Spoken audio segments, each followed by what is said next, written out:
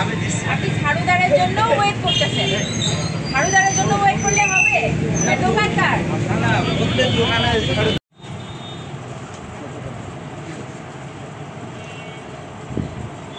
দেখতেছি তো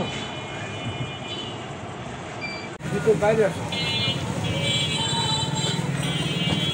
যদিও আপনার এদিক দিয়ে অনেক মানুষ যাতায়াত করে, এখানে আপনার ডাস্টবিন, এটা একটা ডাস্টবিন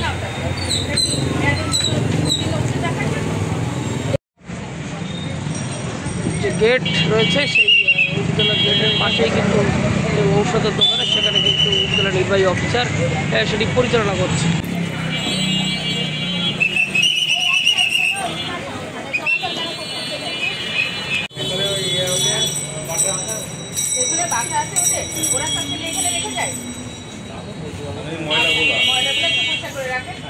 আপনার দোকানের সামনেই তো খারাপ লাগছে না? শাড়ির দাম কত বলো? বলো, 10 টাকা না 20 টাকা? ভালো ভালো হ্যাঁ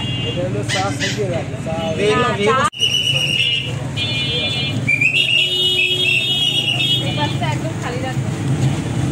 আসবো, ভেতরে আসবো। টাইম উনার না তো, এটা রোডটা তো রোডের জায়গা।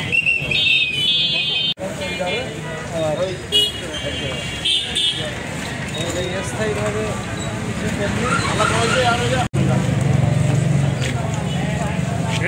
আর এই যে হলুদ টলুদ গুলা, এই যে মাকড়সা পড়বে না, তোমার ইয়ে আছে রাতে রাতে যে মাকড়সা পড়বে না, এটা হবে কি অবস্থা বলো? দেখো তোমার এই যে লবণটা, এটা কি অবস্থায় আছে? তোমার দোকানে তো খুব, তো তোমাকেই তো আবার রান্না করতে, এটা ময়লা তো ব্যবস্থাপনার আওতায় আনতে হবে। কুকুরটার কি অবস্থা করেছেন দেখতে পাচ্ছেন? হ্যাঁ, কুকুরটাই তো। তোমার নাম কি হয়? তোমাকে তো ভালো করে মিঠু। মিঠু হচ্ছে বিশেষ সাথে জড়িত। কি লাগা লাগবা? এত খারাপ হঠাৎ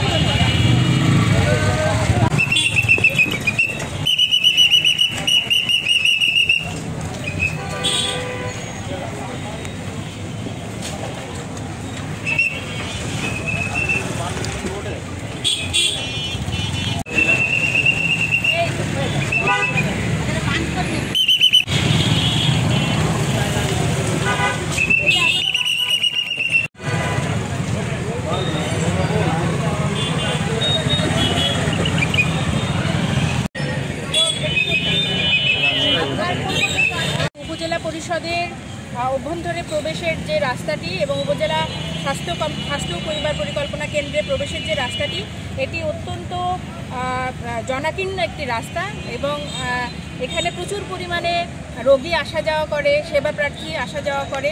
তো এই জায়গাটা যে বর্ধিত অংশ ছিল, রাস্তার যে বর্ধিত অংশটা, এই অংশটা বিভিন্ন ভ্রাম্যমাণ ফল দোকান, এরপরে হচ্ছে যারা অবৈধভাবে এই রাস্তার চারপাশে দোকান করে আছে তাদের কিছু সতর্ক করা হলো তাদেরকে, এবং এরপরে এবং বর্ধিত যে অংশটুকু সেগুলা আমরা খুলে নিতে বলেছি যাতে কোনো ধরনের যানজট এবং অ্যাক্সিডেন্ট না হয়। এই রাস্তাটা খুবই গুরুত্বপূর্ণ একটি রাস্তা।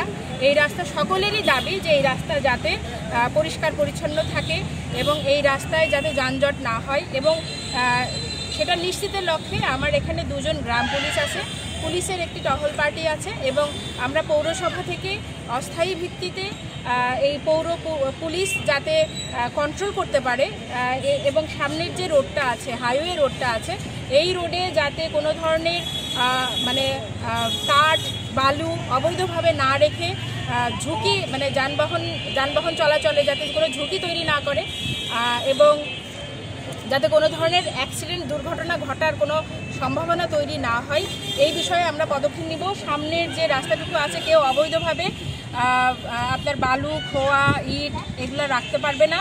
এবং সোনার মোড়, সামনে যে সোনার মোড়টা আছে, সোনার মোড়ের বেশ কিছু জায়গায় দেখেছি যে সামনে চলে এসেছে, রাস্তা দখল হয়ে যাচ্ছে, ওখানে প্রচুর যানজট হয় এবং গাড়ি অত্যন্ত ধীর গতিতে চলে এবং বিভিন্ন ভ্যান দেখেছি যে একদম রাস্তার পাশে ভ্যানগুলো পার্ক করে রাখে, এই জন্য মানে গাড়ি চলাচল করতে পারে না, মানুষও হাঁটা চলাচল করতে পারে না।